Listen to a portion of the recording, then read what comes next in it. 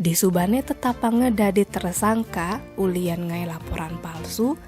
Kade Ardiase akhirnya ngaku kenapa wanen gati nyemak gegaini ke kitu.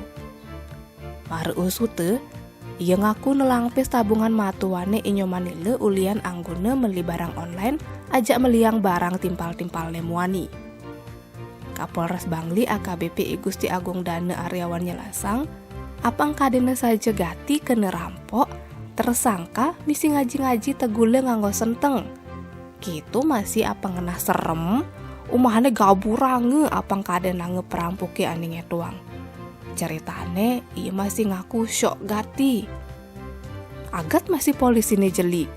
Sing aloh ngugu sandiwarane tersangka. Apa buin uli keterangan saksi, adi cara senglat undukiane tepukine entu. Barang buktine masih sing cocok aja lokasi nih. Yan uli ceritane tersangka, ia anak kepepet gati ngajak pipis. Apa mekadek itu? Soalne pipis matuane di KSP Sari Merte anak tarik ke mendep-mendep. Matuane sing nawang-nawang. Uli 1,5 tiban anggone pipis matuane. Tersangka tugas Senin 11 Oktober ngaku pipis si entu anggone usaha jual beli online. Di subane bisnis mejalan, Ardiase ngaku kena tipu. Pipis si entu masih anggone biaya hidup sedine-dine. Ben misi anggone meliang baju timpal-timpal nemuani.